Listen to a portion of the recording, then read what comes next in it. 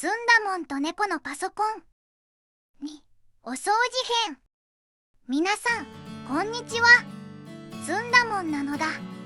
物置を漁っていたら昔使っていたパソコンを見つけたのだ。せっかくなので復活させて動画のネタにしようと思うのだ。前回はパソコンの分解を済ませたから今回はこれをきれいにしていくのだ。パソコンに興味があるなら下の説明欄にあるから見てみるのだ。では早速始めるのだ。ダイソーで売ってた工業用洗剤なのだ。適当に塗れ雑巾にかけるのだ。それでは拭いてゆくのだ。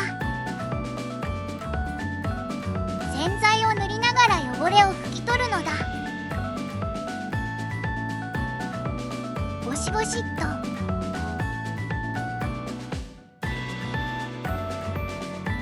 一通り拭き終わったのだ。あまり落ちないから奥の手を使うのだ。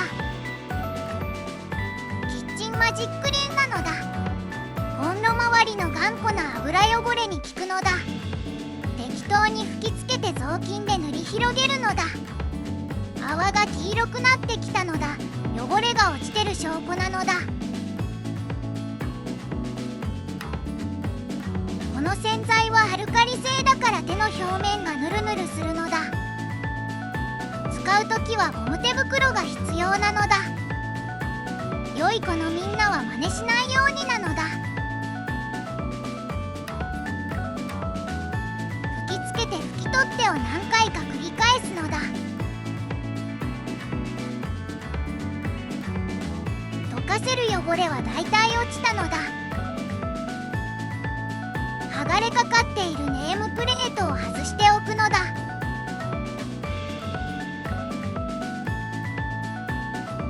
両面テープと一緒に裏の銀色も剥がれたのだ。背景がスケスケだから後で補修が必要なのだ。漂白のためにフロントパネルを外すのだ。裏側の爪を何箇所か押すと外れるのだ。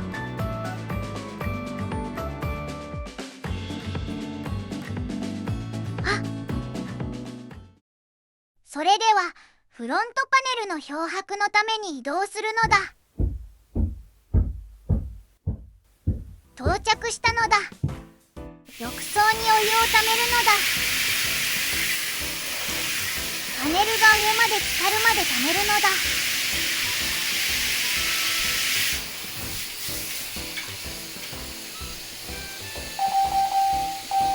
お湯の温度を上げるのだ。50度くらいにすると漂白剤の効果が高まるのだ。熱すぎるとプラスチックがふにゃるから注意するのだ。給湯温度を50度に変更しました。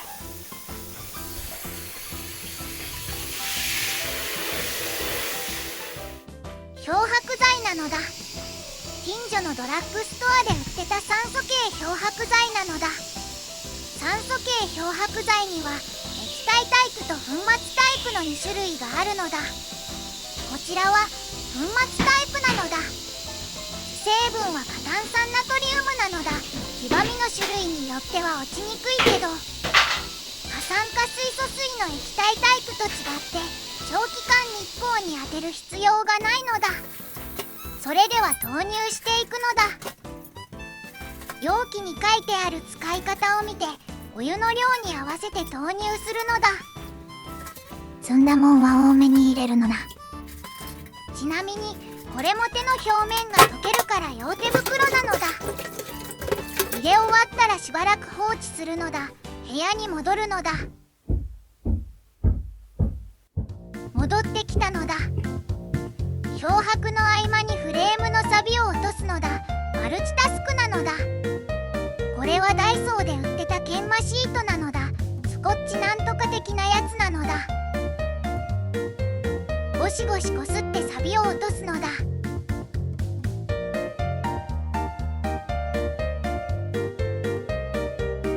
こすり終わったらブレーキクリーナーで掃除するのだ。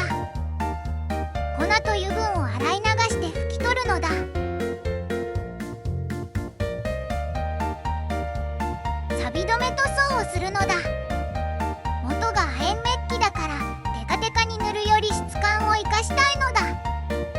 こでこれジンクリッチスプレーなのだ。俗に言うところの常温亜鉛メッキなのだ。でもお高いんでしょう。そうなのだ。これ1缶で2000円くらいするのだ。では始めるのだ。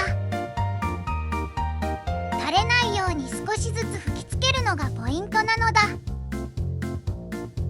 加速なのだ。1回で厚塗りせずに何回かに分けて塗り重ねるのだ。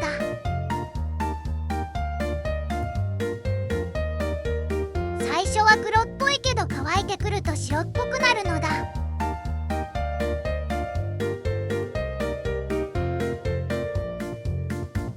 乾いたら塗り重ねるのだ。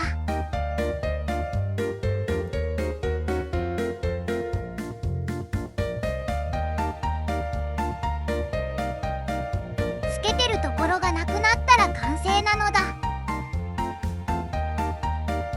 溶剤の匂いが消えるまで完全乾燥させるのだ。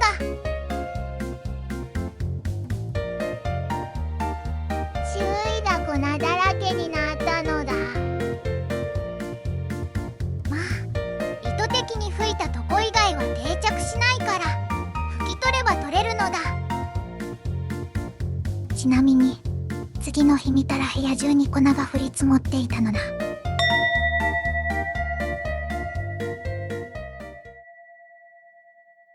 ということで気づいたらお風呂場なのだ。漂白できたっぽいのだ。残った液は不要なので洗濯機で吸い取るのだ。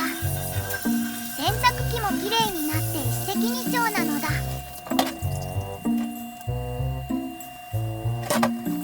シャワーで洗い流すのだ。漂白剤が残っているとサビの原因になるのだ。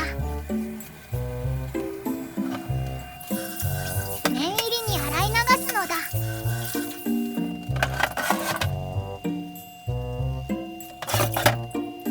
白くなった気はするけど電球色の照明だとよくわからないのだ。続いてサビ止めの塗装が乾いたからくっついてない亜鉛の粉を洗い落とすのだ。そのままだと亜鉛の粉が変なとこに入ってショートの原因になるのだ。危険が危ないなのだ。これで安心なのだ。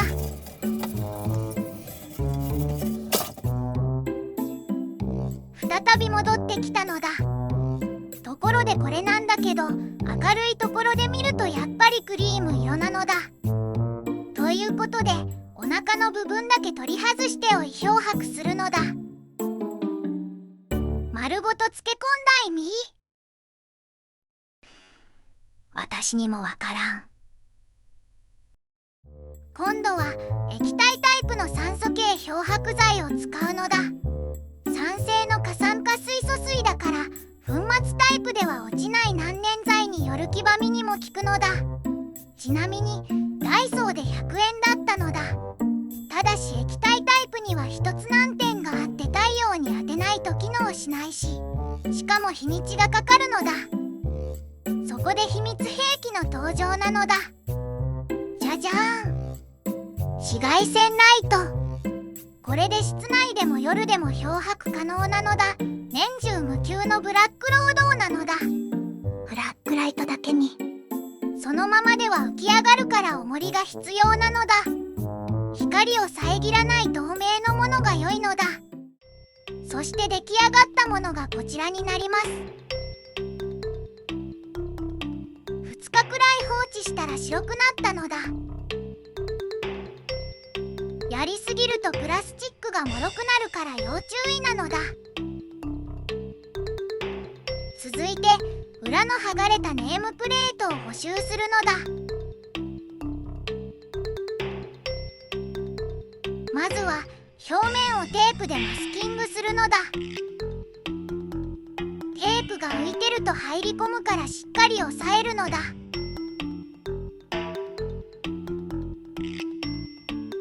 下に新聞紙やいらない段ボールを敷いてメッキ調スプレーなのだ。と料理用のアルミ箔の裏面程度にはピカピカになる優れものなのだ。缶をよく振って吹きつけるのだ。何年も使ってないからガスが抜けてたみたいなのだ。垂れ落ちた塗料を拭き取って結局綿棒で塗り広げたのだ。出来上がったものがこちらなのだ。両面テープを貼っておいたから剥離紙を外してケースに貼り付けたら完成なのだ。ということで今回の成果をまとめるのだ。中のフレームは錆止め塗装が完了して完璧なのだ。フロントパネルは背の部分と電源ボタンに塗装ハゲがあるけどラメ入りのキャンリ塗装で難しそうなのだ。塗装の研究が必要なのだ。お腹のパネルは漂白して白くなったのだ。外装カバーの鉄板部分には塗装の剥がれ、へこみ、サビの浮き上がりがあるのだ。というわけで道半ばといった感じだけど今回はこの辺りにしておくのだ。ということでご視聴ありがとうございました。チャンネル登録やいいねボタンを押してくれるとやる気がアップするのだ。また次回お会いしましょうなのだ。